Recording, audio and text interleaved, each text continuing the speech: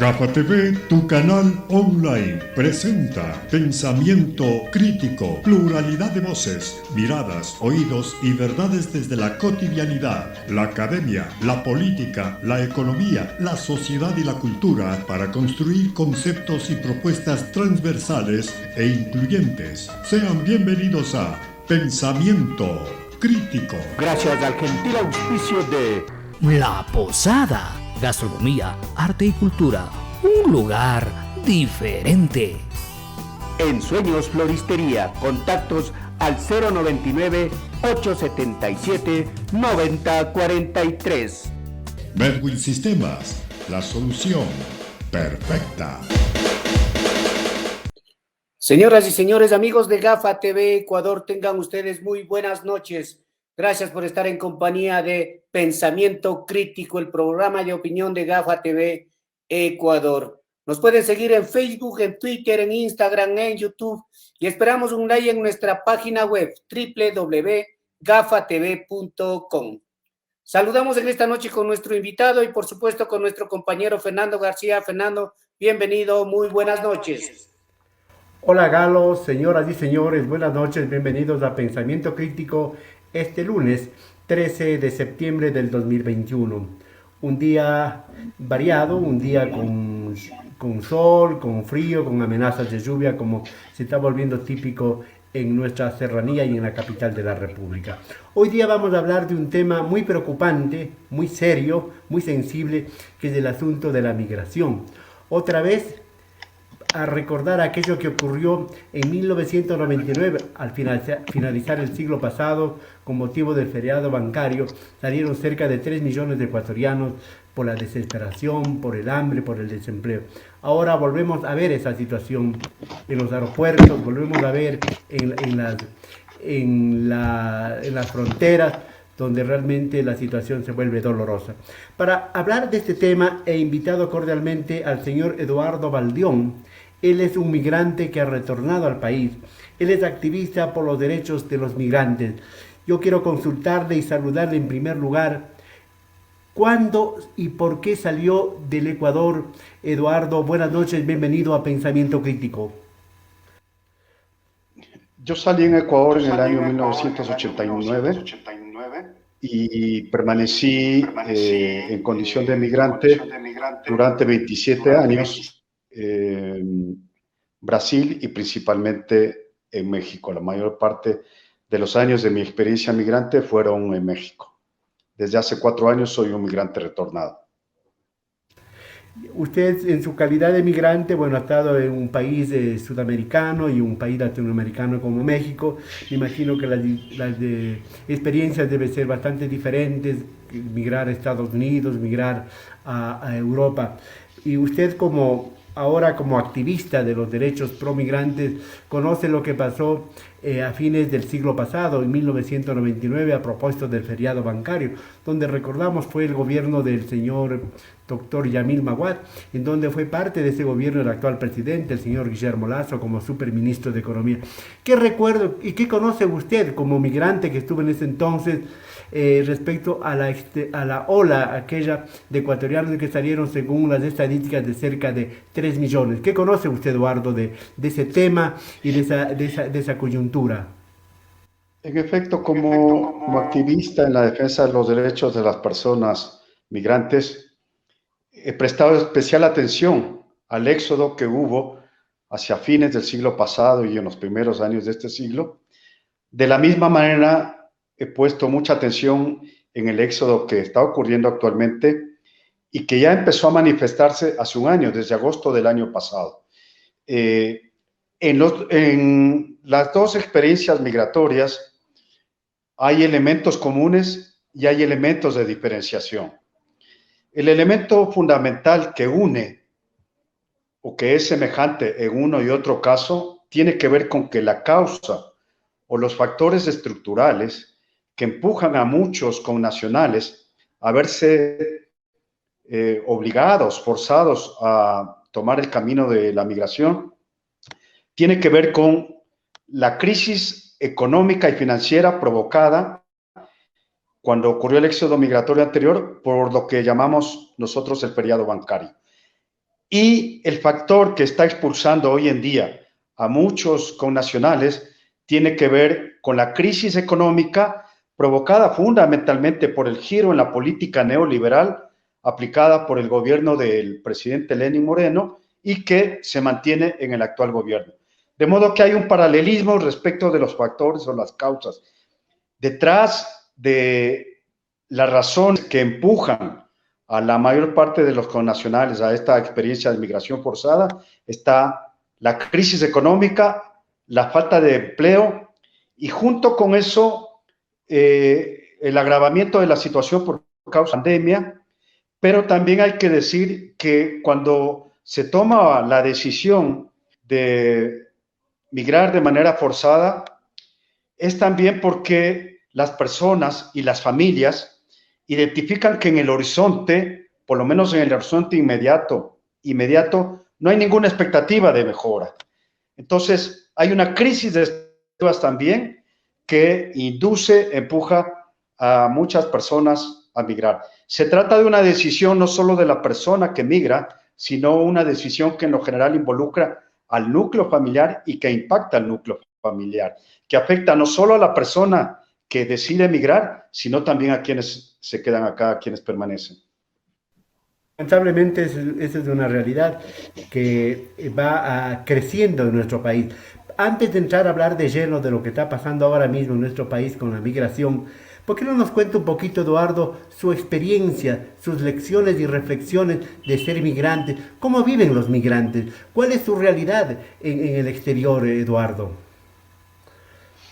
Bien, la experiencia migratoria está caracterizada por distintos elementos.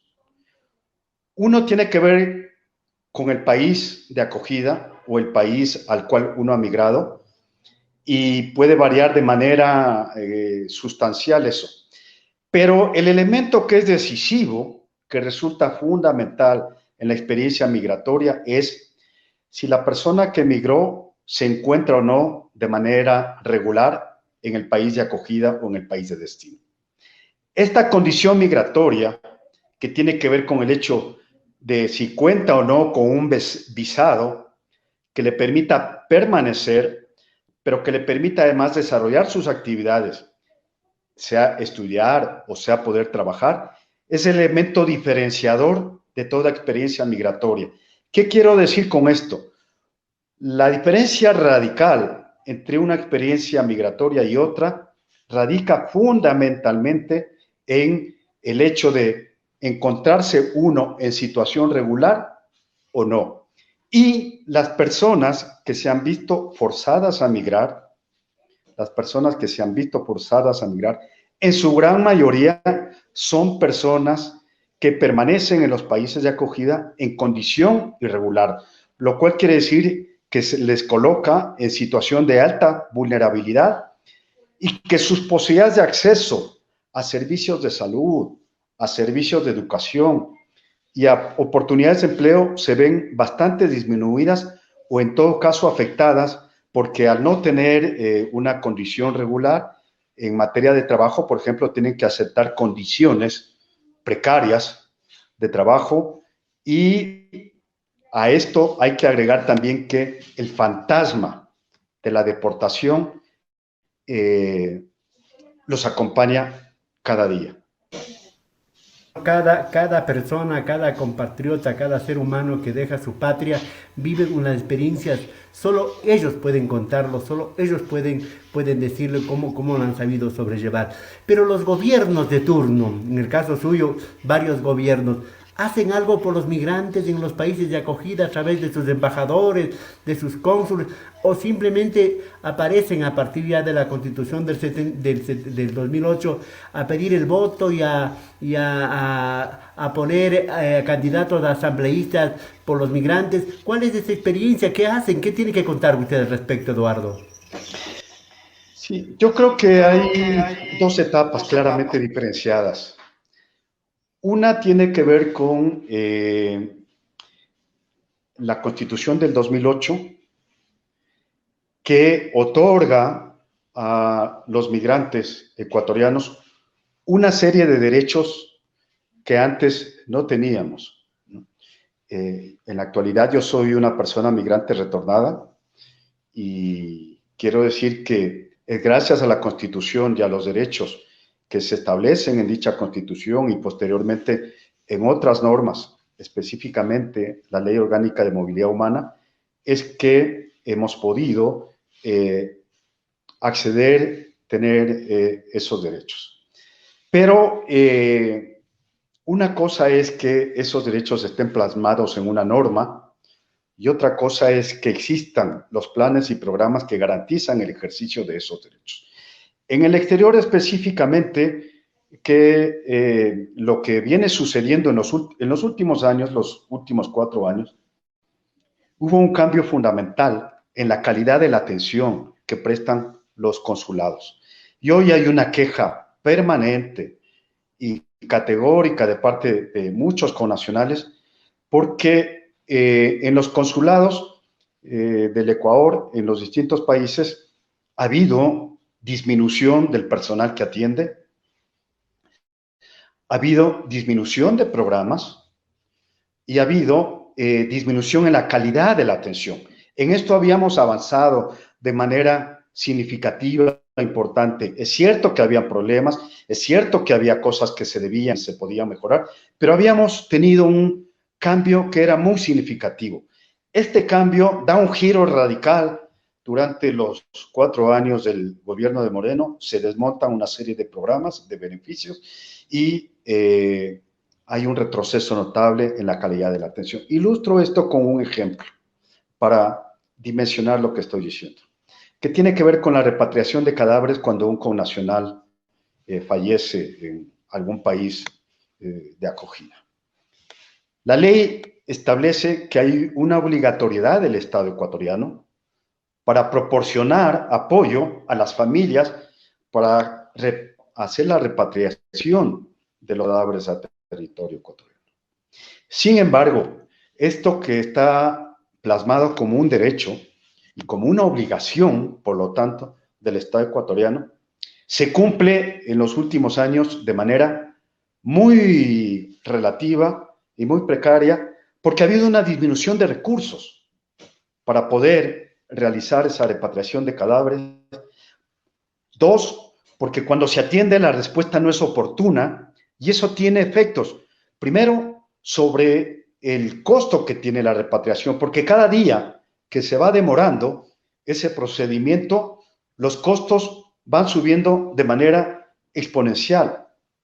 Y además, el sufrimiento de la familia, que a la pérdida de un ser, de un miembro familiar, se incrementa la falta de respuesta oportuna, cálida, eficaz por parte de los consulados, en este caso, agrega elementos que hacen mayor el sufrimiento de esas familias.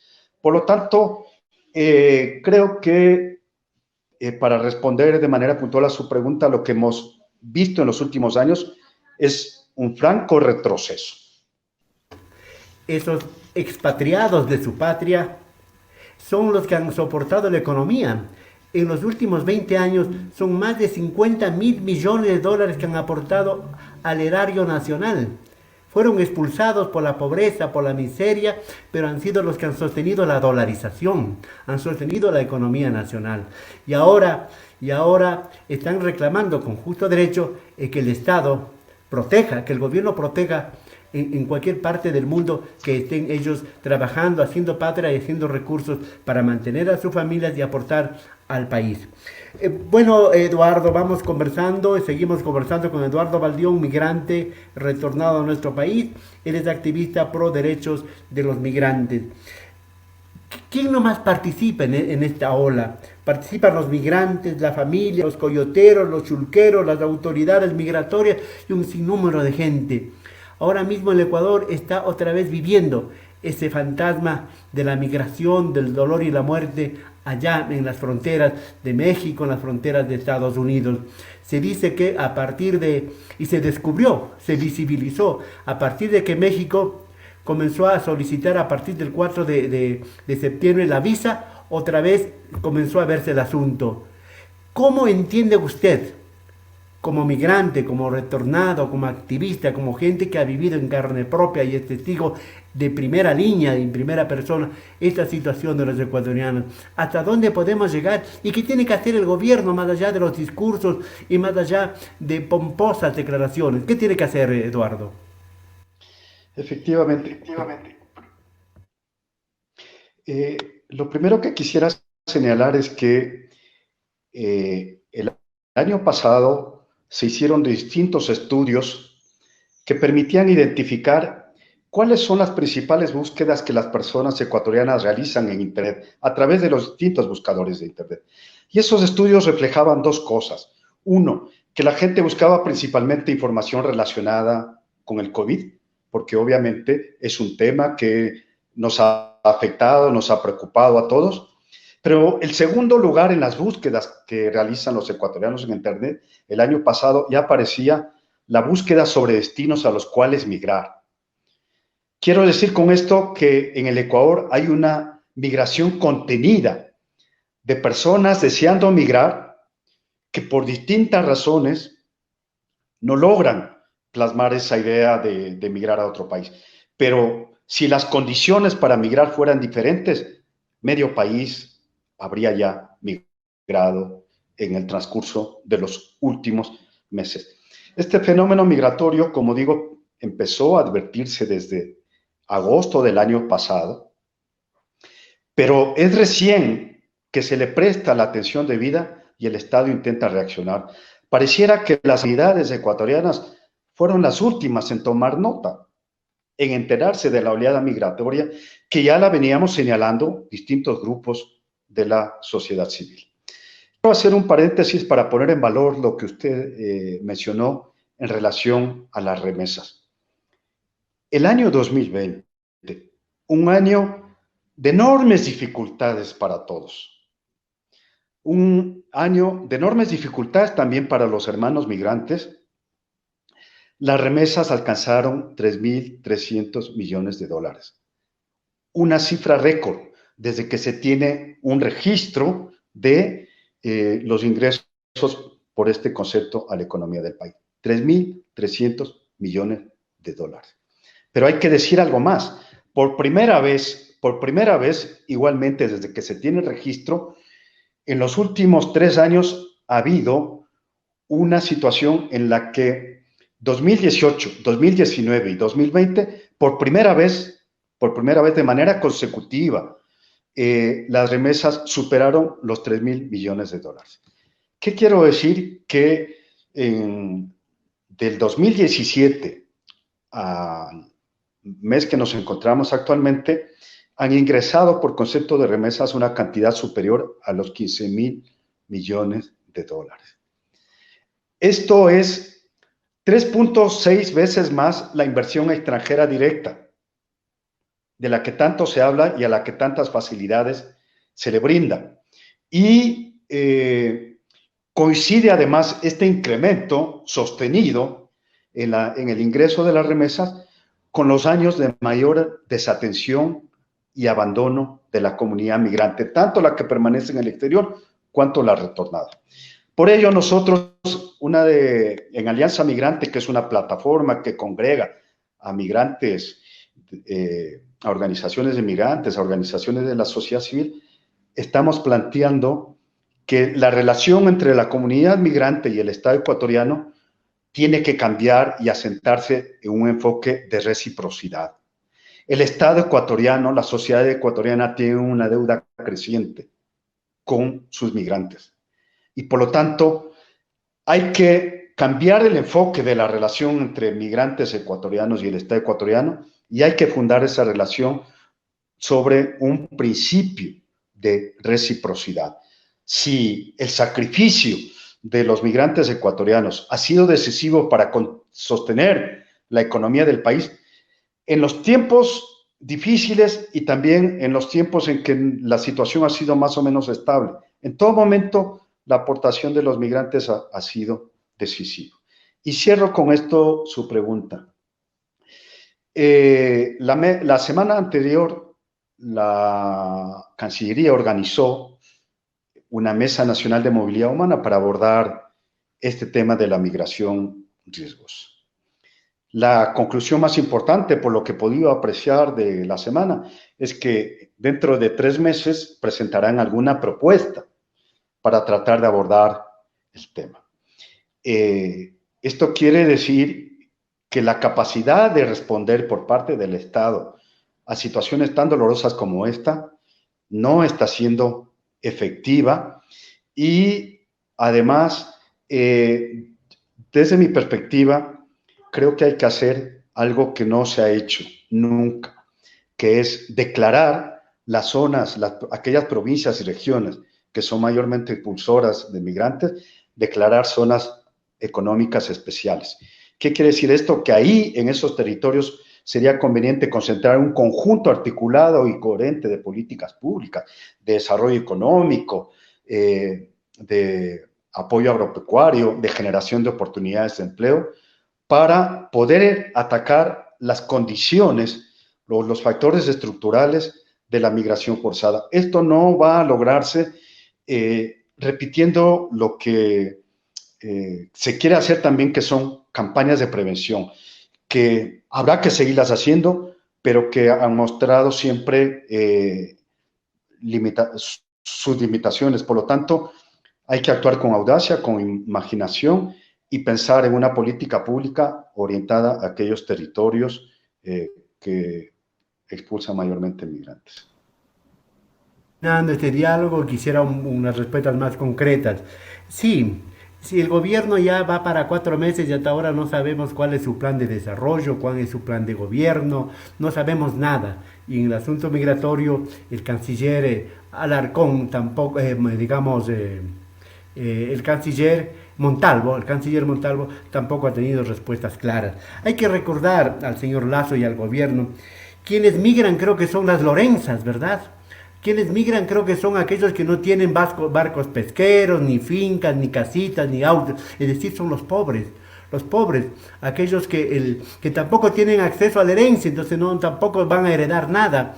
Ellos son los que salen del país y ellos son los que sostienen la dolarización. Ellos son los que sostienen la economía ecuatoriana con sus remesas. Vale decirle eso al presidente de la República, vale decirle al gobierno. Entonces aquí cabe una pregunta. ¿Para qué sirven entonces esas amenazas de muerte cruzada, esas amenazas de consulta popular, si eso no soluciona los problemas de los ecuatorianos y peor de los migrantes, Eduardo? ¿Qué piensa usted al respecto? Sí, efectivamente yo creo que esas manifestaciones del gobierno en realidad son una muestra de debilidad política, y además que es un gobierno que se ha ido acorralando a sí mismo porque ahora está obligado a cumplir una serie de promesas que se hicieron durante la campaña y que no se están cumpliendo. Al no poder cumplirlas, da la sensación de que el gobierno, de manera reactiva y para tratar de distraer la atención de los ecuatorianos, amaga con lo que usted acaba de mencionar, pero eso es un distractor, y creo que lo que tenemos que exigirle todos al gobierno es que cumpla con sus ofertas de campaña, que asuma plenamente su responsabilidad, que se ponga a gobernar. Y yo quiero aprovechar este espacio para hacer el conocimiento público que desde el día 10 de junio, es decir, hace ya más de 3 meses, nosotros hemos solicitado de manera formal, de manera atenta, de manera respetuosa, al canciller, le hemos solicitado una reunión para presentarle este documento que muestro a ustedes en pantalla, que contiene una serie de propuestas de política pública para la atención y la inclusión de las personas migrantes retornadas, de nuestros hermanos inmigrantes que están en Ecuador y de las personas solicitantes de refugio y de asilo. Hace más de 3 meses hemos hecho esta solicitud.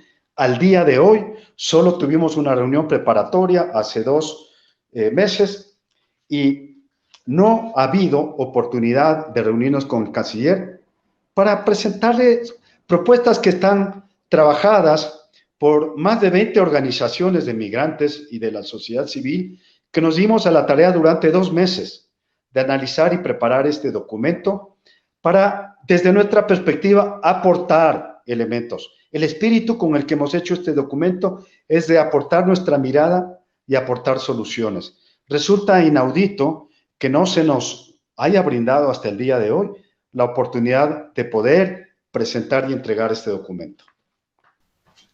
En todo caso, les recordamos que este es del gobierno del encuentro y también tienen que encontrarse entonces con las organizaciones pro-migrantes, con las organizaciones que están luchando por el bienestar de los ecuatorianos dentro y fuera del país.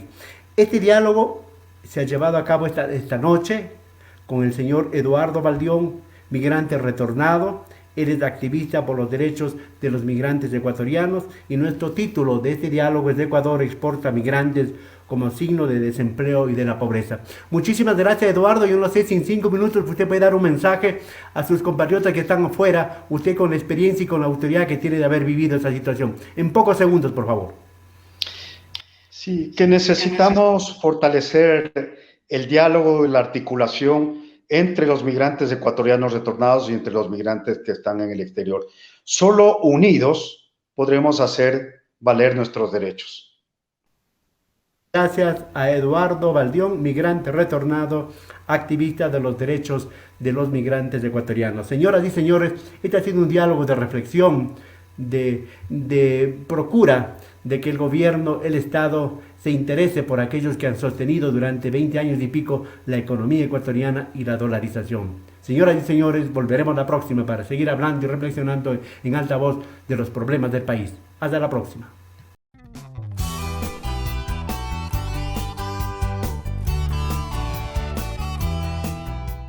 Somos Gafa TV Online, desde Quito, Ecuador, para todo el mundo.